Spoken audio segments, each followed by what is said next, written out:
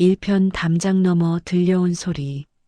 조선 순조 15년 가을 9월 초순의 일이었습니다.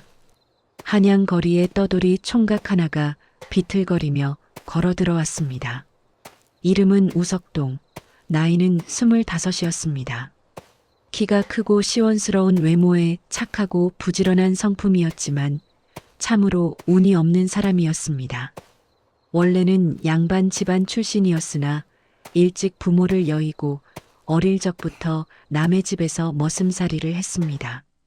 그런데 몇 년 전 주인 집마저 망하는 바람에 떠돌이 신세가 되었습니다.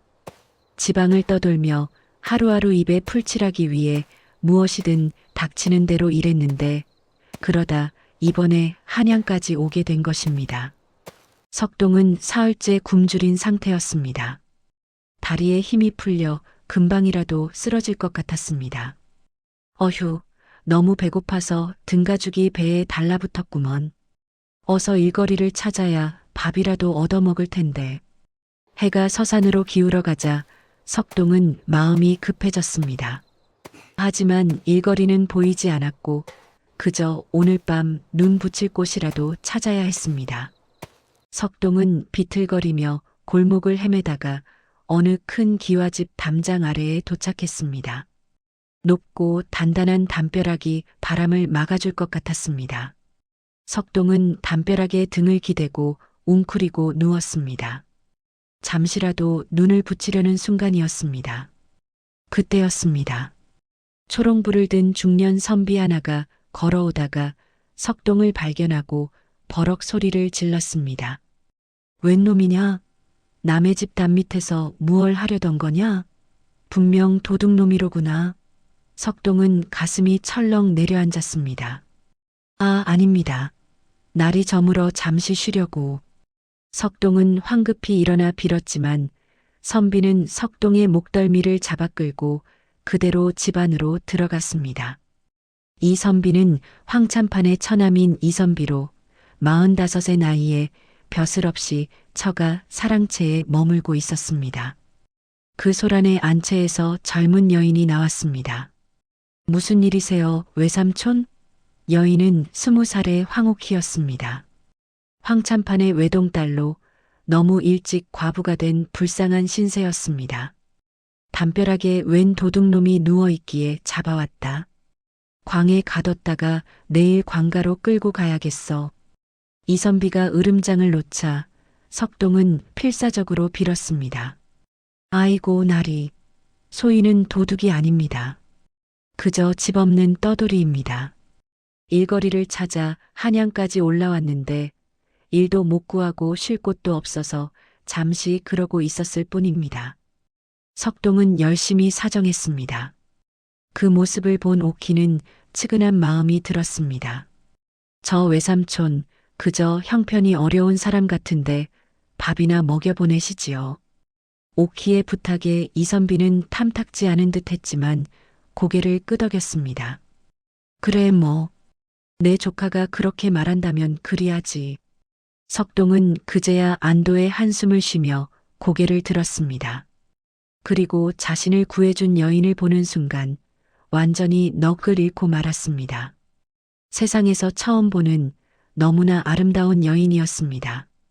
달빛 아래 서 있는 그녀의 모습은 마치 하늘에서 내려온 선녀 같았습니다. 세상에 저렇게 아름답고 착한 분이 계시다니. 석동은 넋이라도 나간 듯 멍하니 옥희를 바라보았습니다. 그 순박한 눈빛에 옥희는 자신도 모르게 미소를 지었습니다. 그 미소를 본 이선비는 갑자기 묘한 생각이 들었습니다. 이선비는 평소 조카 옥희의 처지를 너무나 안타깝게 여기고 있었습니다. 꽃 같은 나이에 과부가 되어 별당에 갇혀 지내는 모습이 가슴 아팠던 것입니다. 그는 우선 석동을 사랑채로 데리고 들어갔습니다. 이선비는 석동에게 음식과 술을 푸짐하게 내주었습니다. 석동은 사흘 만에 처음 먹는 음식이라 정신없이 먹었습니다. 그리고 이선비의 지시대로 목욕물에 몸을 씻고 깨끗한 옷으로 갈아입었습니다. 석동은 영문을 몰랐지만 시키는 대로 따를 수밖에 없었습니다. 얼마 후 깨끗해진 석동을 본 이선비는 흡족한 미소를 지었습니다. 그리고 뜻밖의 말을 꺼냈습니다. 아까 본 여인을 다시 만나보고 싶지 않느냐? 내 조카 말이다.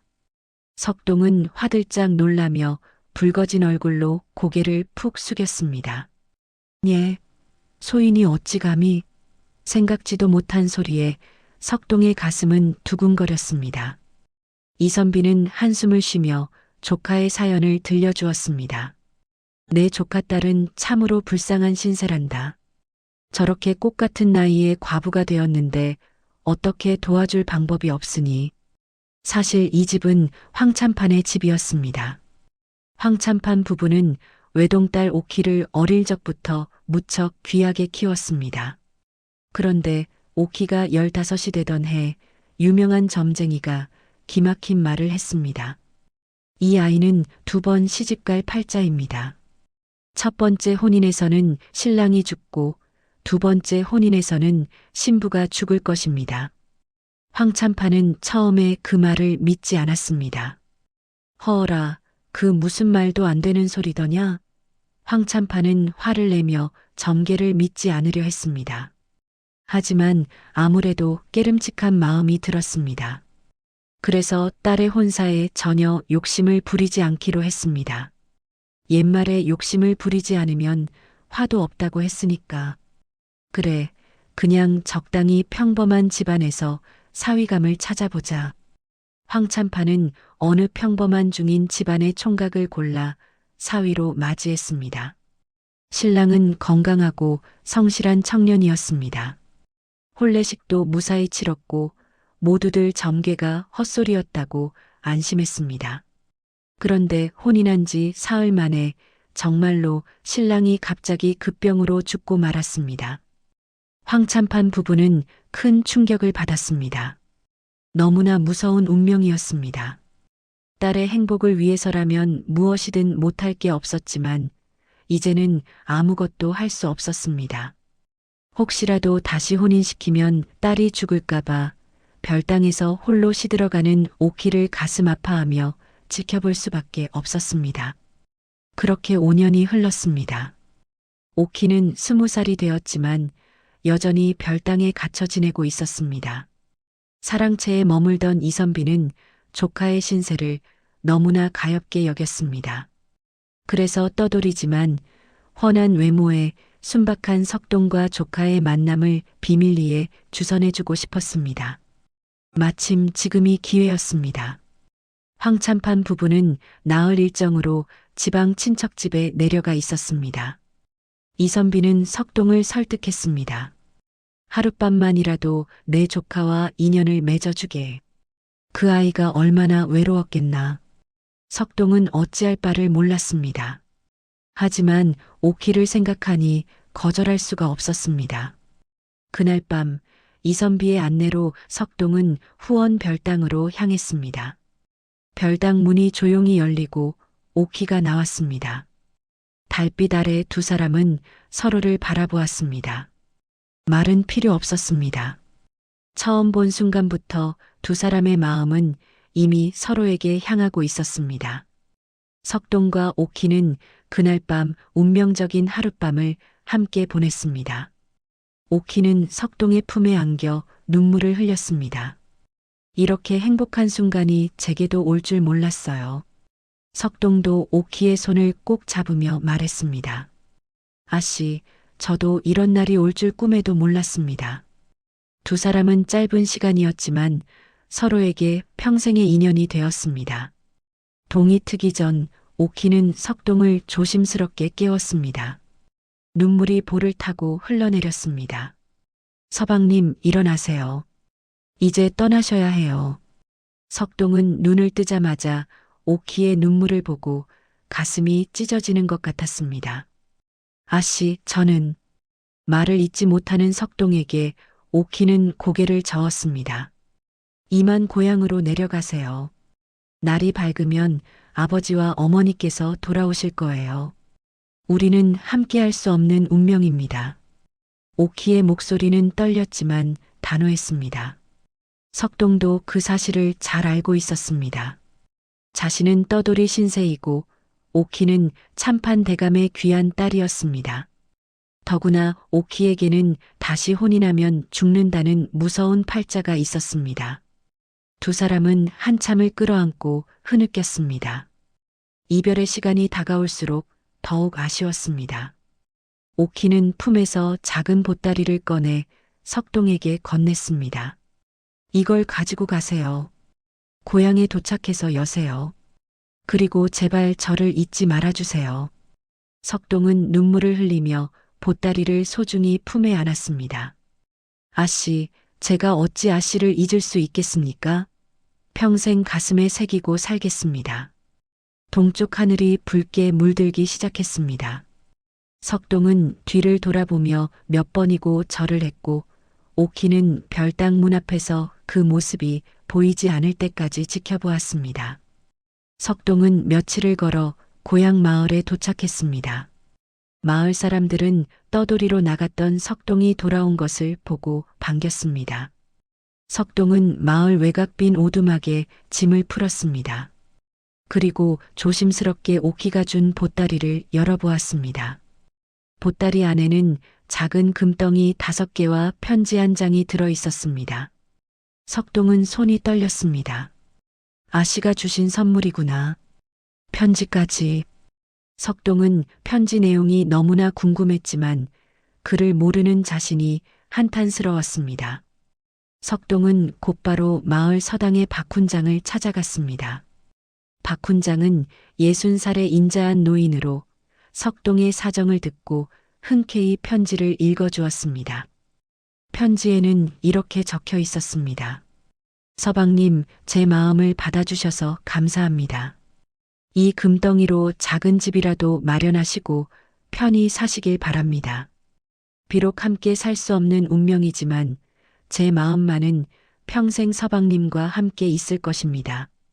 내년 7월 칠성날 한양에서 다시 만나요. 그때까지 부디 건강하세요. 편지를 다 듣고 난 석동은 눈물이 주르르 흘렀습니다. 박훈장도 그 사연을 듣고 눈시울을 붉혔습니다. 참으로 기구한 인연일세. 하지만 다시 만날 희망이 있으니 그나마 다행이로구먼. 석동은 오키가 준 금덩이로 작은 집과 논밭 몇 마지기를 샀습니다. 그리고 온 힘을 다해 일했습니다. 밭을 갈고 씨를 뿌리고 김을 메었습니다. 일하는 동안에도 오키 생각뿐이었습니다. 겨울이 지나고 봄이 왔습니다. 석동은 매일 손가락을 꼽으며 7월 칠석을 기다렸습니다. 논에 모를 심으면서도 밥을 먹으면서도 잠을 자면서도 온통 오키 생각이었습니다. 아씨는 지금 무엇을 하고 계실까? 건강하게 지내시는 걸까? 여름이 되자 석동은 더 이상 참을 수 없었습니다. 아직 5월인데도 석동은 보찜을 꾸렸습니다. 박훈장이 물었습니다. 석동아, 아직 2달이나 남았는데 벌써 가려느냐? 석동은 머리를 극적이며 대답했습니다. 예, 훈장님. 더는 못 기다리겠습니다. 미리 가서 아시댁 근처에서 머물고 싶습니다. 박훈장은 고개를 끄덕였습니다. 그래, 사랑하는 사람을 기다리는 마음이 그런 것이지. 조심해서 다녀오거라. 석동은 5월 중순 한양으로 올라갔습니다. 황참판 집에서 가까운 주막에 방을 잡았습니다. 그리고 매일 황참판댁 담장을 한 바퀴씩 돌았습니다.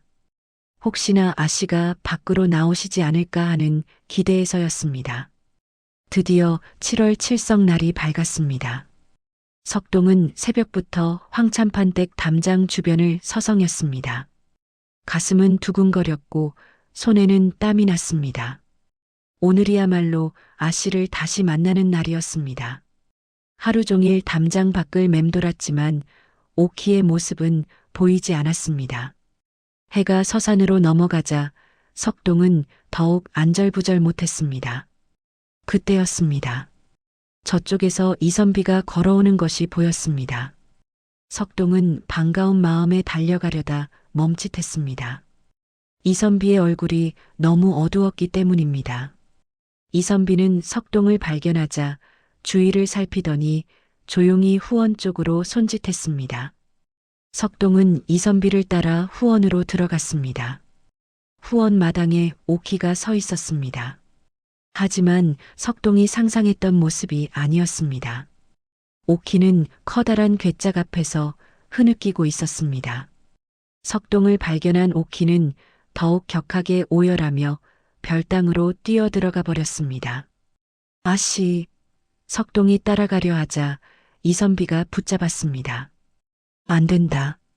석동아, 너는 이 괴짝을 지고 고향으로 내려가거라.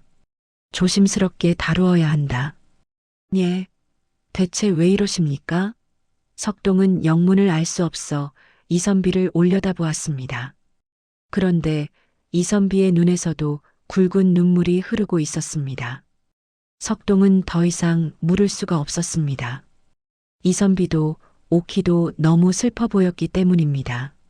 석동은 터질 듯이 답답한 마음을 간신히 누르고 조심스럽게 괴짝을 등에 지고 후원을 나왔습니다.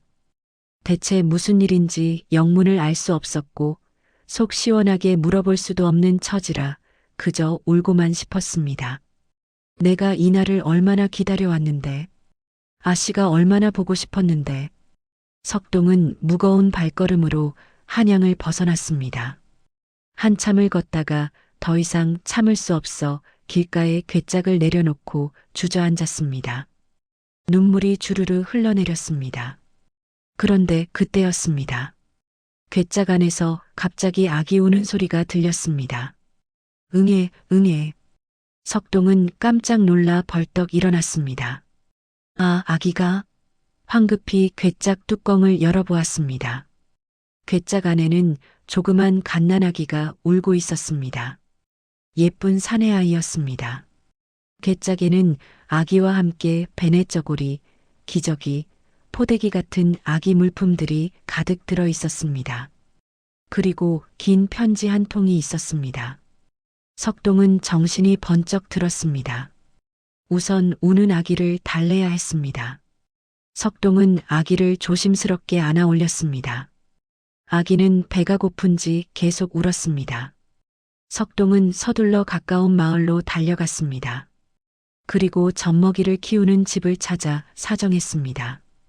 부디 이 아기에게 젖을 먹여주십시오. 마을 안아기 사정을 듣고 아기에게 젖을 물렸습니다. 아기는 그제야 울음을 그치고 젖을 빨았습니다. 석동은 아기를 데리고 고향으로 돌아왔습니다. 마을 사람들은 깜짝 놀랐습니다. 석동이 아기를 안고 돌아온 것을 보고 수군거렸지만 석동은 아무 말도 하지 않았습니다. 석동은 곧장 박훈장을 찾아갔습니다. 괴짝에 들어있던 긴 편지를 꺼내며 부탁했습니다. 훈장님, 이 편지 좀 읽어주십시오. 박훈장은 편지를 펼쳐 읽기 시작했습니다. 서방님, 한 달 전에 아이를 낳았습니다. 그리운 서방님을 닮은 너무 귀여운 아들이었습니다. 용이 날아드는 태몽을 꾸었기에 용이라 이름 지었지요. 장차 우씨 집안의 용이 될 아이입니다. 하지만 함께할 수 없는 저의 박복한 운명을 생각하니 눈물이 마르지 않고 가슴이 찢어질 것만 같습니다. 점쟁이의 말처럼 저는 두 번째 혼인을 하면 죽는 팔자입니다. 서방님과 아이와 함께 살고 싶지만 그러면 제가 죽고 아이는 어미 없는 자식이 됩니다. 차라리 제가 멀리서라도 살아있으면 언젠가 아이가 저를 찾아올 수 있을 것입니다. 서방님, 부디 우리 아이 잘 키워주세요. 제 마음은 언제나 서방님과 아이 곁에 있을 것입니다.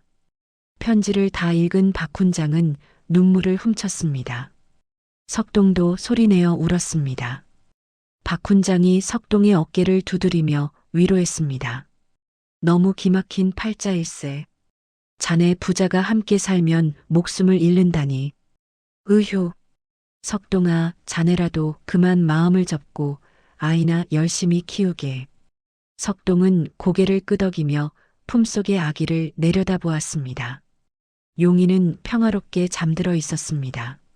석동은 눈물을 닦으며 다짐했습니다. 아씨, 걱정 마십시오. 제가 우리 아이 훌륭하게 키우겠습니다.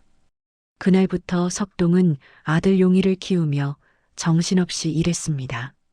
그리운 마음을 잊으려 애썼고 아들이 잘 자랄 수 있도록 최선을 다했습니다.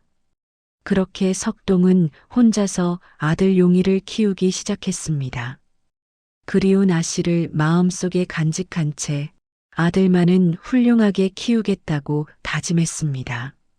하지만 석동은 아직 몰랐습니다. 10년 후 총명하게 자란 아들 용이가 운명처럼 어머니를 다시 만나게 될 것이라는 사실을. 과연 용이는 어떻게 어머니를 찾게 될까요? 2편 10년 만에 울린 종소리. 10년이 흐른 순조 26년 봄이었습니다. 석동은 어느덧 36이 되었고 아들 용이는 10살이 되었습니다. 용이는 마을에서 가장 총명한 소년으로 자랐습니다. 7살에 서당에 들어갔는데 배우는 속도가 워낙 빨라서 다른 아이들을 금방 따라잡았습니다. 천자문은 한 달 만에 떼었고 사서삼경도 술술 읽어냈습니다. 박훈장은 70살이 되었지만 여전히 서당을 꾸려가고 있었습니다. 훈장은 용이를 가르치며 감탄을 금치 못했습니다. 석동아, 자네 아들은 정말 보통 아이가 아니네. 내가 50년 넘게 아이들을 가르쳤지만 용이만큼 똑똑한 아이는 처음 보네. 석동은 아들이 자랑스러웠지만 한편으로는 가슴이 먹먹했습니다. 용이가 공부하는 모습을 볼 때마다 그리고 용이의 맑은 눈을 볼 때마다 오키가 떠올랐기 때문입니다. 아씨를 꼭 닮았구나. 석동은 10년 동안 단 한 번도 오키를 잊은 적이 없었습니다. 밭을 갈 때도 밥을 먹을 때도 잠들기 전에도 항상 오키를 그리워했습니다. 하지만 아들 앞에서는 절대 슬픈 기색을 보이지 않았습니다. 그해 여름 박훈장은 석동을 불러 중대한 말을 꺼냈습니다. 석동아, 이제 내가 용이에게 더 가르칠 게 없네. 3년 만에 서당의 모든 과정을 마쳤어. 석동은 깜짝 놀랐습니다. 예, 벌써요? 박훈장은 고개를 끄덕였습니다. 용이는 이미 과거 시험을 준비할 수 있는 수준일세. 하지만 더 훌륭한 학자가 되려면 한양으로 올라가 명문 서당에서 배워야 하네. 석동은 복잡한 마음이 들었습니다. 한양이라는 말에 가슴이 뛰었지만 10살밖에 안 된 아들을 혼자 보낼 생각을 하니 걱정이 앞섰습니다. 며칠 후 용이가 석동에게 말했습니다. 아버지, 저 한양으로 올라가 공부하고 싶습니다. 훈장님께서 좋은 선생님을 소개해 주신다고 하셨어요. 한 5년만 더 공부하면 과거 시험을 볼 수 있을 것 같습니다. 석동은 아들의 맑은 눈을 바라보았습니다. 용이야, 너는 아직 어린데 혼자서 어떻게 지낸단 말이냐? 용이는 의젓하게 대답했습니다. 할 수 있어요, 아버지. 훈장님께서 한양에 아는 주막이 있다고 하셨어요. 그곳에서 지내면 됩니다. 석동은 한참을 고민하다 다시 박훈장을 찾아갔습니다. 박훈장은 석동의 망설임을 이해했습니다. 하지만 단호하게 말했습니다. 석동아, 용이는 큰 인물이 될 아이일세. 이 작은 마을에 가둬둘 수 없네. 한양으로 보내게. 내 친구가 운영하는 주막이 있으니 걱정하지 말게. 석동은 마침내 결심을 굳혔습니다. 순조 26년 가을, 석동은 용이와 함께 한양으로 올라갔습니다. 10년 만에 다시 찾는 한양이었습니다. 한양에 도착하자 석동의 가슴은 두근거렸습니다. 이 거리 어딘가에 아씨가 계실 텐데. 하지만 석동은 애써 그 생각을 떨쳐냈습니다. 박훈장이 소개해준 주막은 황참판 집에서 그리 멀지 않은 곳에 있었습니다.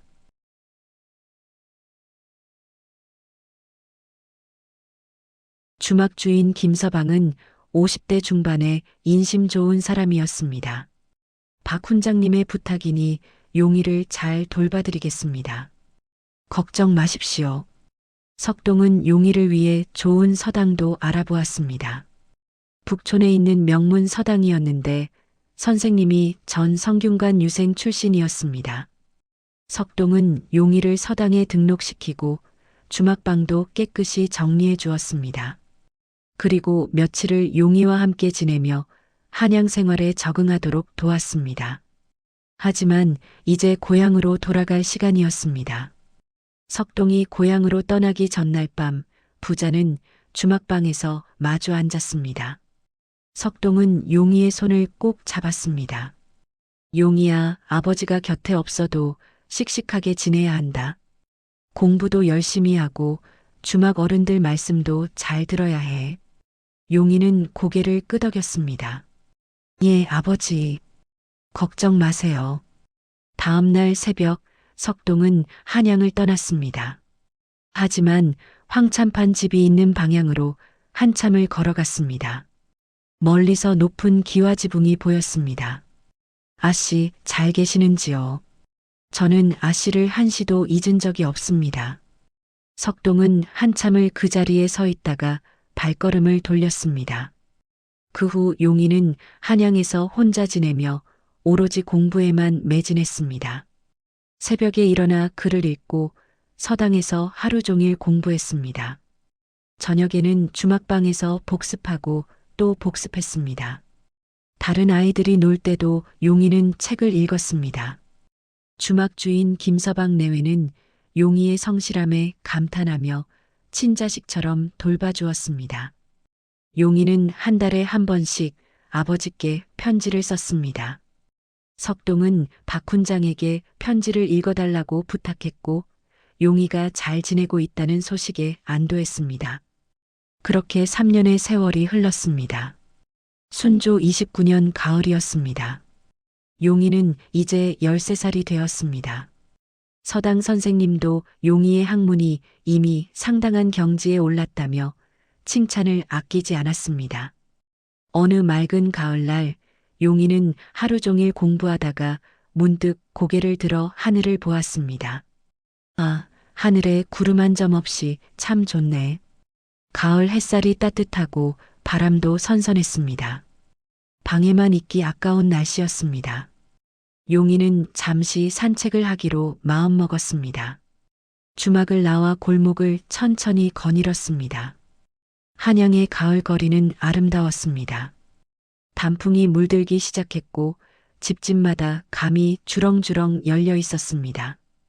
용의는 골목을 걷다가 어느 커다란 기와집 앞에서 걸음을 멈췄습니다. 담장 너머로 커다란 감나무 한 그루가 보였습니다. 감나무에는 붉게 익은 감들이 가득 매달려 있었습니다. 우와, 정말 맛있겠다. 용의는 갑자기 감이 너무 먹고 싶어졌습니다. 어릴 적 고향에서 아버지와 함께 감을 따먹던 기억이 떠올랐습니다. 용의는 주위를 둘러보았습니다. 인적이 없었습니다. 용의는 조심스럽게 담장 옆 나무에 올라갔습니다. 그리고 가지를 타고 담장을 넘었습니다. 담장을 넘은 곳은 어느 집의 후원이었습니다. 마침 인적이 없어 조용했습니다. 용의는 감나무로 다가가 나무에 올라갔습니다. 가지가 튼튼해서 올라가기 쉬웠습니다.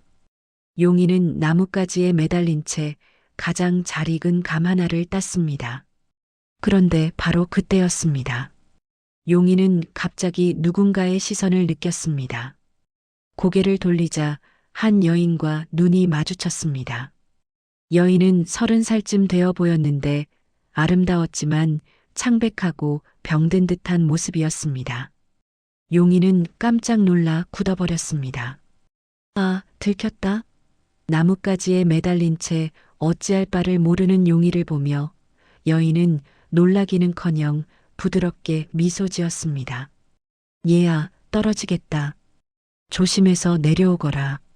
여인의 목소리는 따뜻했습니다. 용의는 조심스럽게 감나무에서 내려왔습니다. 그리고 여인 앞에 무릎을 꿇고 고개를 숙였습니다. 용서해 주세요, 마님. 많이 훔치려던 게 아니었습니다. 그냥 갑자기 감이 너무 먹고 싶어서 그만. 용희의 목소리는 떨렸습니다. 하지만 여인은 화를 내기는커녕 용희를 일으켰습니다. 괜찮아.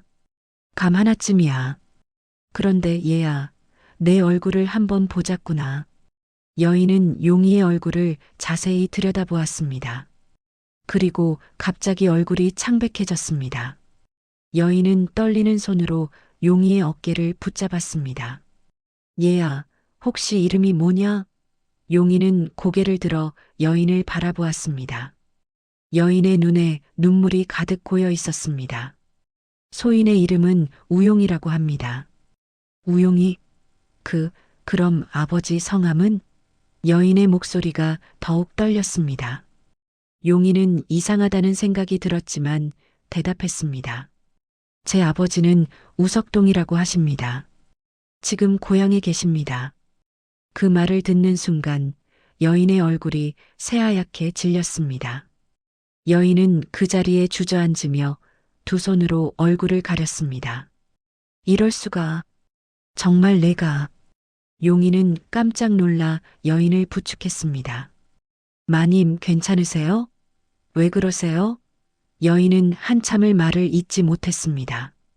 그러다 떨리는 목소리로 물었습니다. 용희야, 혹시 어머니는 어디 계시니? 용희는 고개를 숙였습니다. 어머니는 집에 안 계십니다. 하지만 어딘가 살아계시다고 아버지께서 말씀하셨습니다. 아버지와 함께 살 수 없는 사정이 있다고 하셨어요. 그 말에 여인은 참았던 울음을 터뜨리며 용희를 꼭 껴안았습니다. 내가 내 어머니란다. 미안하다, 아가. 용희는 귓전이 울렸습니다.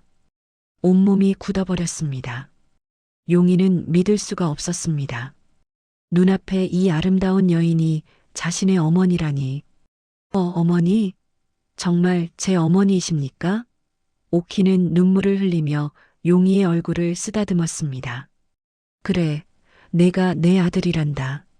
10년 동안 얼마나 보고 싶었는지 모른다. 용희도 눈물이 터져 나왔습니다. 목이 메어 아무 말도 할 수 없었습니다. 모자는 한참을 끌어안고 울었습니다. 10년 동안 참았던 그리움이 한꺼번에 쏟아졌습니다. 얼마 후 둘은 눈물을 닦고 별당으로 들어갔습니다. 오키는 용희를 안치고 정성껏 차린 과일과 다과를 내왔습니다. 먹거라. 내가 좋아하는 것인지 모르겠지만. 용희는 감격스러워 과일을 먹으며 말했습니다. 어머니, 저는 항상 어머니를 만나고 싶었습니다. 아버지께서 어머니가 너무 착하고 아름다운 분이라고 하셨어요. 오키는 미소를 지으며 용희의 손을 잡았습니다. 내 아버지는 잘 계시니? 예, 고향에서 농사를 지으며 저를 키워주셨어요. 아버지는 제게 글을 가르치려고 서당도 보내주시고 이렇게 한양까지 유학도 보내주셨습니다. 오키는 눈물을 또 흘렸습니다. 석동이 혼자서 아이를 그렇게 잘 키웠구나.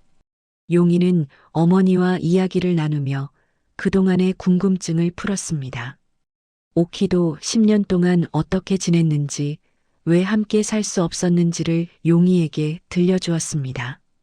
점쟁이의 예언과 첫 혼례 때 신랑이 죽은 일, 그리고 두 번째 혼인을 하면 자신이 죽는다는 무서운 팔자 이야기를 했습니다. 용희는 그 이야기를 듣고 한참을 생각했습니다. 그러다 또렷한 목소리로 말했습니다. 어머니, 하지만 저는 생각이 다릅니다. 오키는 놀란 눈으로 용희를 바라보았습니다. 용희는 계속 말했습니다.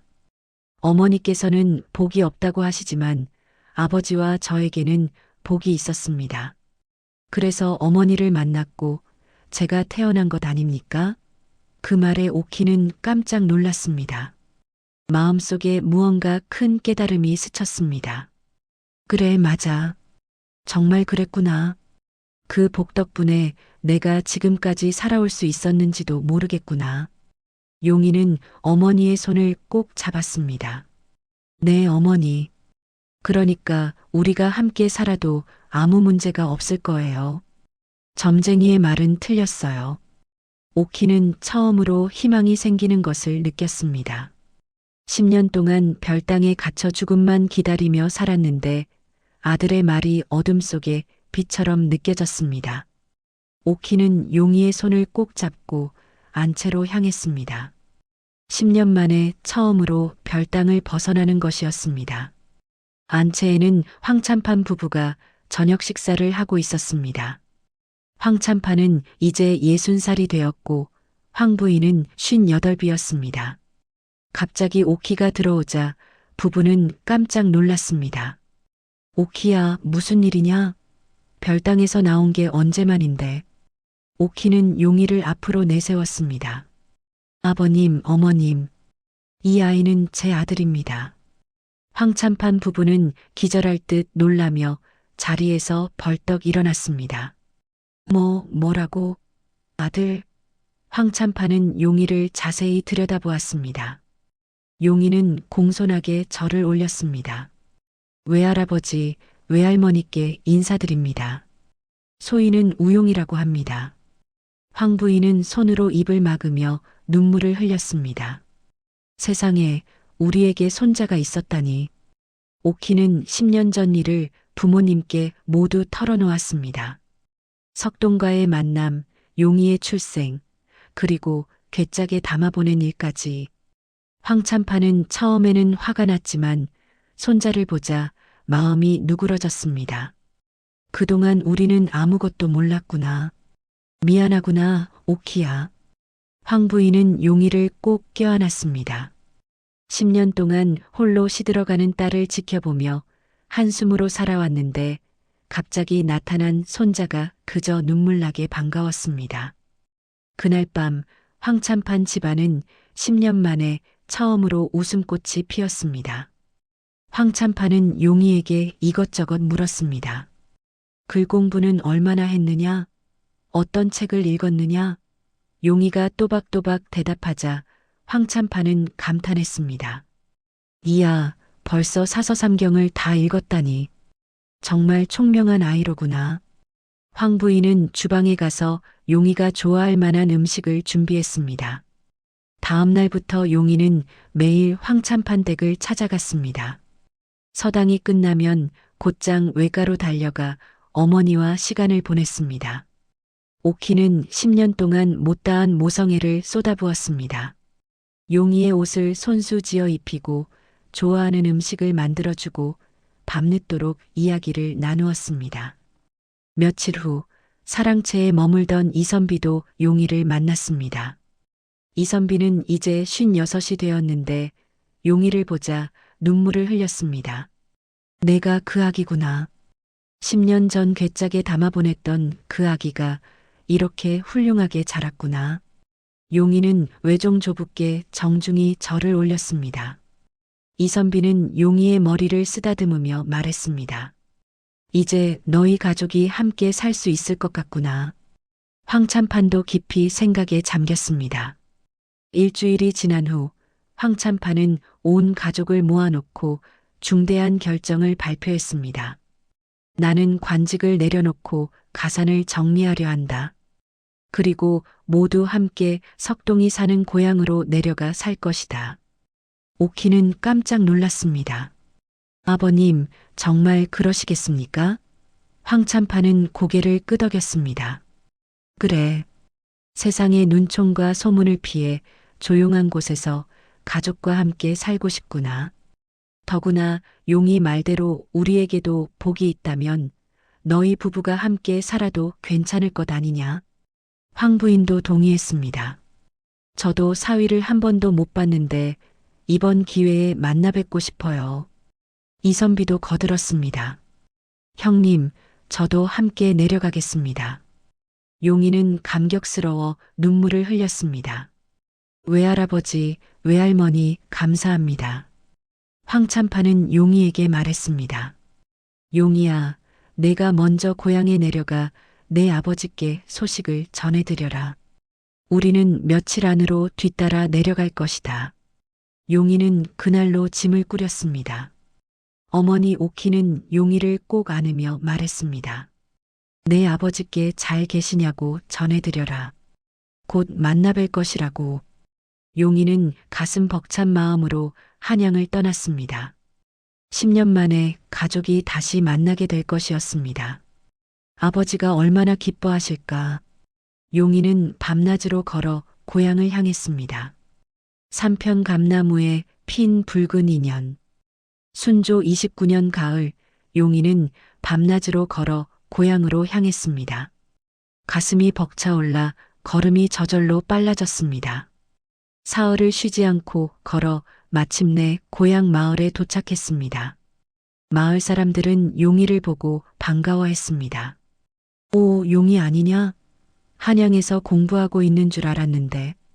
용이는 인사도 제대로 못하고 집으로 달려갔습니다.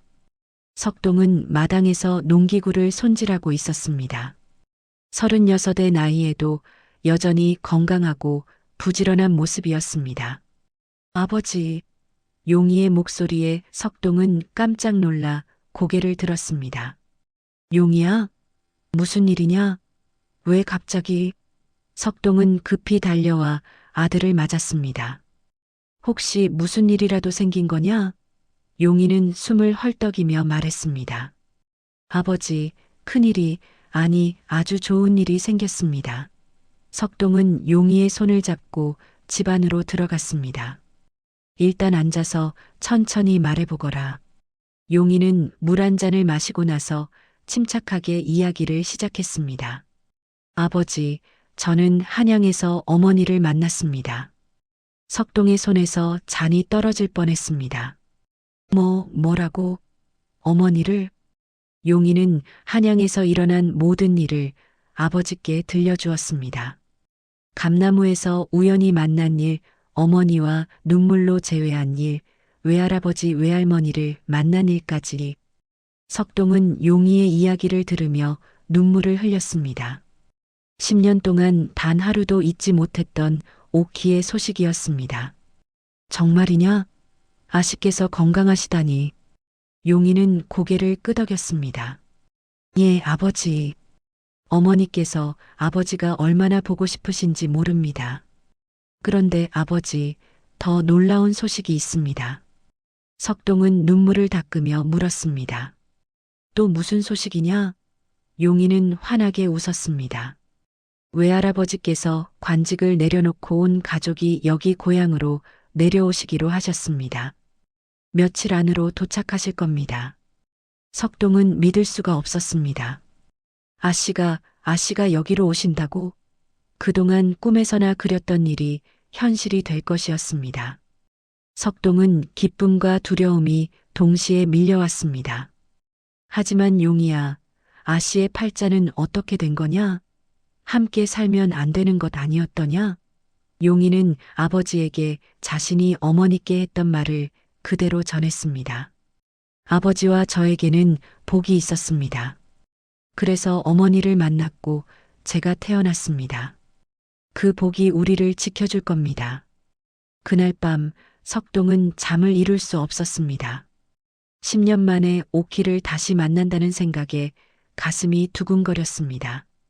다음 날 아침 석동은 서둘러 집을 정리하기 시작했습니다.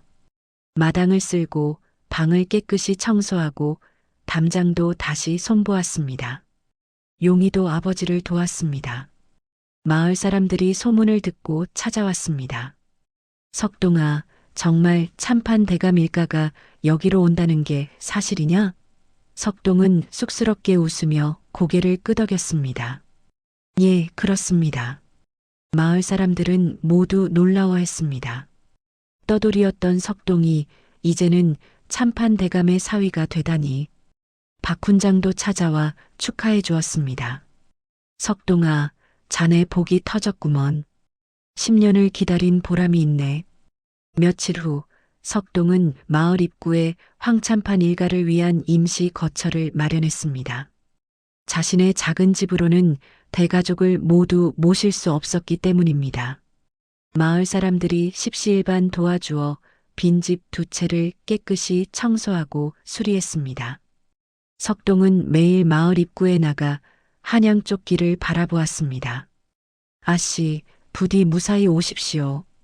일주일 후 어느 맑은 가을날 드디어 한양에서 큰 행렬이 도착했습니다.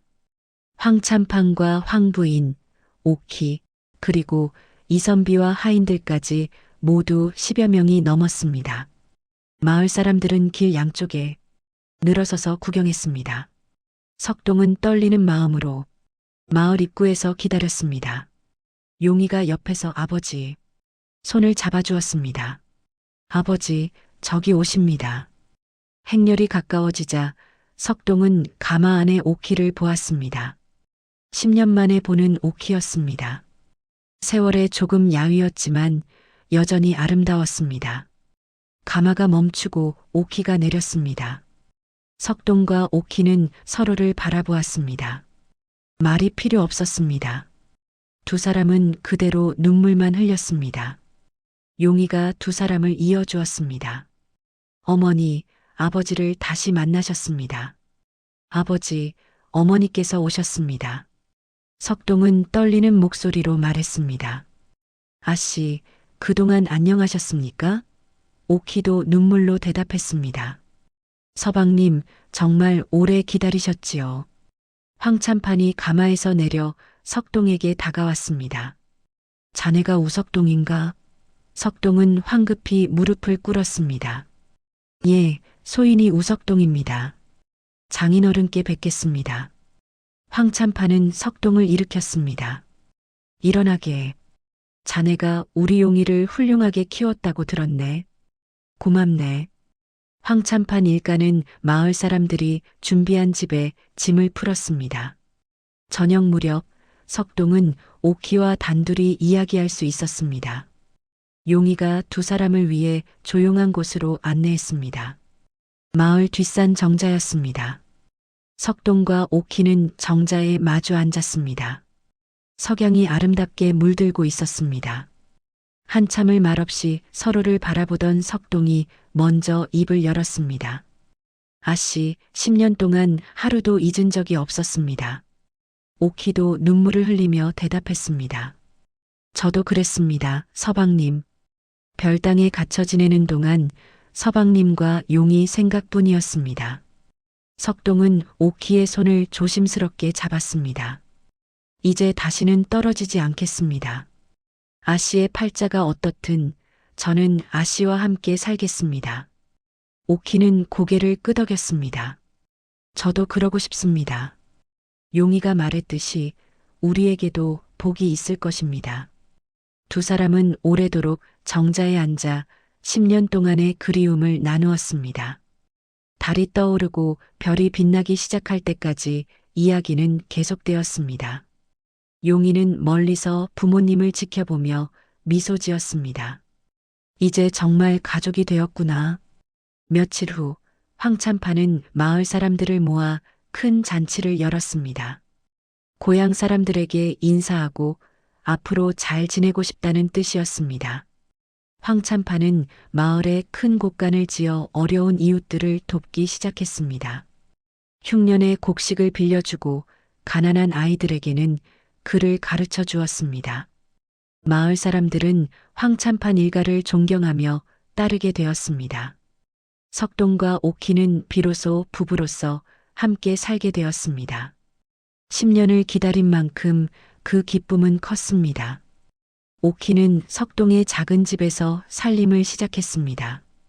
비록 한양의 기와집보다 작고 초라했지만 사랑하는 사람과 함께라서 행복했습니다. 황부인은 딸이 행복해하는 모습을 보며 눈물을 흘렸습니다. 10년 동안 별당에 갇혀 시들어가던 딸이 이제는 생기를 되찾았습니다. 용이는 매일 조부모님께 문안을 드리고 아버지와 함께 밭일도 거들었습니다. 이선비도 마을에 잘 적응했습니다. 박훈장과 친구가 되어 날마다 바둑을 두며 지냈습니다.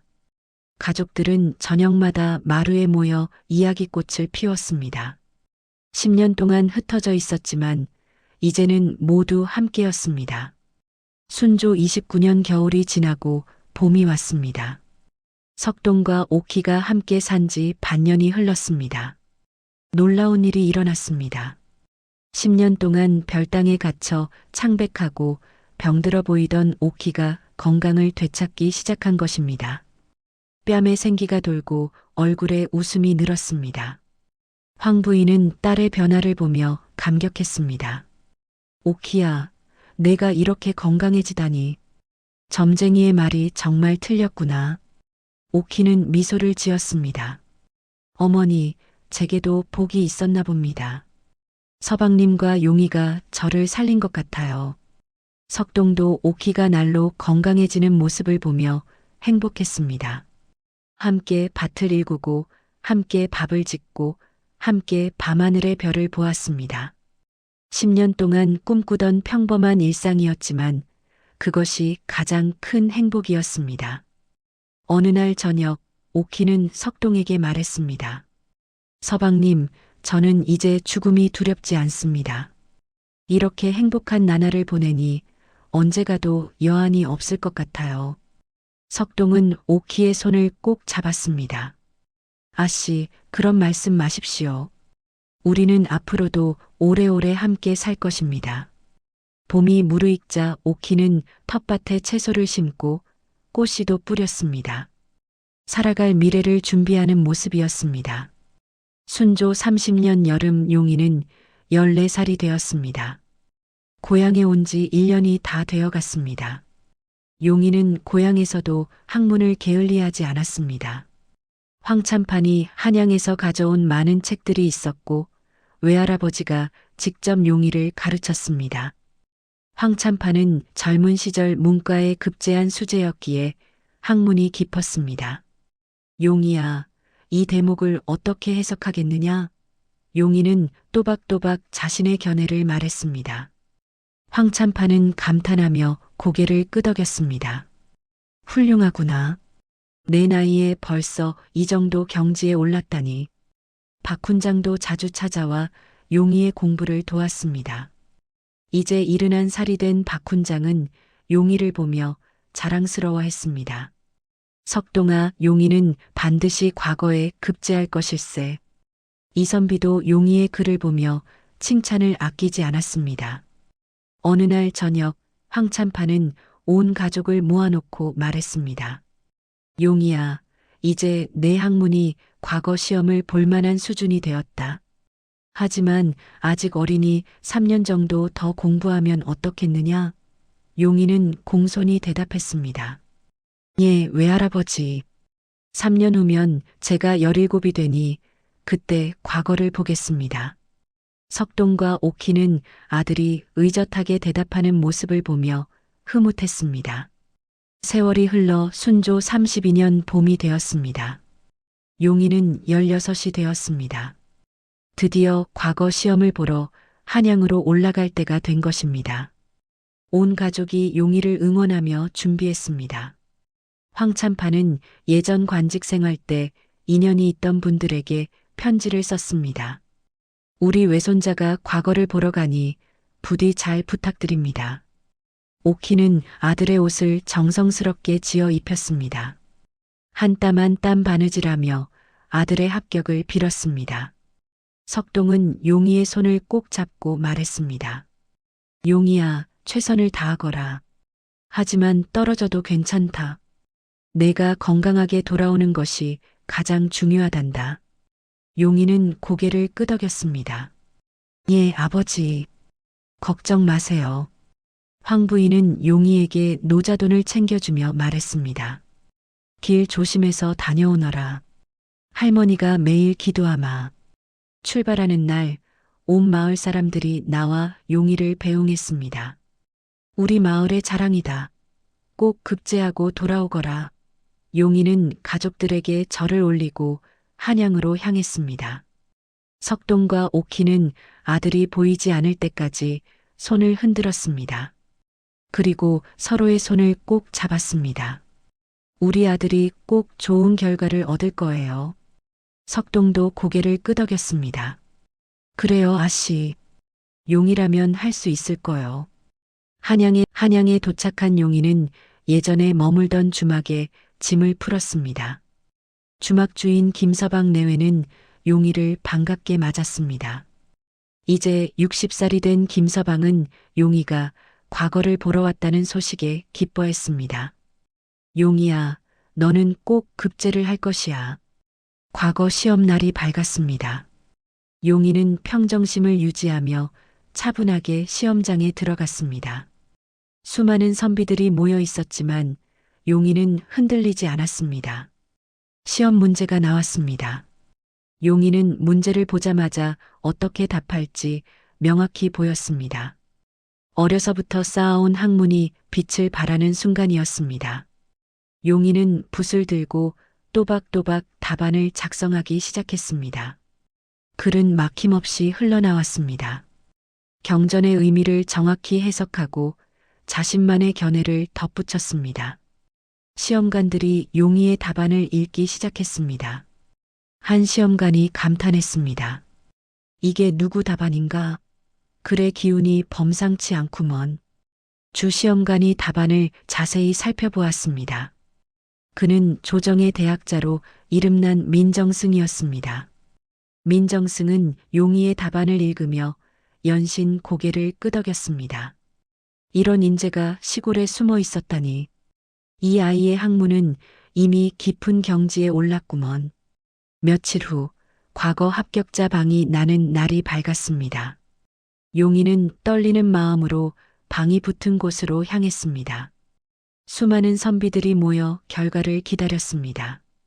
드디어 방이 붙었습니다. 사람들이 일제히 몰려들었습니다. 용이는 조심스럽게 앞으로 나아가 방을 살펴보았습니다. 그런데 맨 위에 자신의 이름이 있었습니다. 장원 우용용이는 믿을 수가 없었습니다. 장원급제를 한 것입니다. 16의 나이에 장원급제를 하다니 매우 드문 일이었습니다. 주변 사람들이 용이를 축하했습니다. 축하하네. 이렇게 젊은 장원은 처음 보는구먼. 며칠 후 임금님께서 장원급제한 용이를 직접 불렀습니다. 궁궐에 들어간 용이는 임금님 앞에서 정중히 절을 올렸습니다. 임금님은 용이를 보며 흡족한 표정을 지었습니다. 내가 우용이냐? 16의 나이에 이런 훌륭한 답안을 쓰다니 대단하구나. 용이는 공손히 대답했습니다. 황송하옵니다, 전하. 부모님과 외조부님의 가르침 덕분입니다. 임금님은 고개를 끄덕였습니다. 앞으로 나라를 위해 힘써주기를 바란다. 내 같은 인재가 있어 나라의 앞날이 밝구나. 용이는 다시 절을 올렸습니다. 황송하옵니다. 최선을 다하겠습니다. 장원급제 소식이 고향에 전해지자 온 마을이 축제 분위기가 되었습니다. 석동은 기쁨에 겨워 눈물을 흘렸고 오키는 아들을 낳은 보람을 느꼈습니다. 황참판 부부도 손자의 영광에 감격했습니다. 며칠 후 용이가 고향으로 돌아오는 날이었습니다. 마을 사람들이 길 양편에 늘어서서 환영했습니다. 우리 마을의 자랑이다. 장원급제를 축하한다. 석동과 오키는 마을 입구에서 아들을 기다렸습니다. 용이가 모습을 드러내자 석동은 아들을 꼭 껴안았습니다. 용이야, 잘했다. 정말 잘했구나. 오키도 아들을 안으며 눈물을 흘렸습니다. 우리 아들 정말 자랑스럽구나. 황참판은 마을에 큰 잔치를 열었습니다. 3일 동안 이어진 잔치에 사방에서 사람들이 모여들었습니다. 용이는 찾아온 모든 이들에게 정중히 인사하며 감사의 마음을 전했습니다. 석동은 예전 떠돌이 시절을 생각하며 감개무량했습니다. 한양 담장 밑에서 잠들려던 자신이 이제는 장원급제한 아들의 아버지가 되었습니다. 오키도 별당에 갇혀 죽음만 기다리던 자신이 이제는 사랑하는 가족과 함께 행복하게 살고 있었습니다. 잔치 마지막 날 용이는 부모님과 조부모님께 큰 절을 올렸습니다. 아버님, 어머님, 외할아버님, 외할머님 모두 덕분입니다. 황참판은 손자의 머리를 쓰다듬었습니다. 아니다, 용이야. 이것은 모두 내 노력의 결과란다. 그날 밤 온 가족은 마루에 모여 앉았습니다. 하늘에는 별이 총총히 빛났습니다. 석동은 오키의 손을 잡고 용이는 부모님 곁에 앉았습니다. 황참판 부부와 이선비도 함께였습니다. 한때 운명에 갈라섰던 가족이 다시 만나 모두 함께 행복하게 살았습니다. 용이는 벼슬길에 올라 백성들을 위해 일하며 좋은 관리로 이름을 떨쳤습니다. 석동과 오키는 늦은 나이에 딸도 낳아 가족이 더욱 화목해졌습니다. 황참판 부부는 사위와 손주들의 효도를 받으며 편안한 노년을 보냈습니다. 이 가족의 이야기는 마을에 전설처럼 전해졌습니다. 복은 기다리는 자에게 온다고, 사랑은 운명을 이긴다고, 그렇게 모두 오래오래 행복하게 살았습니다.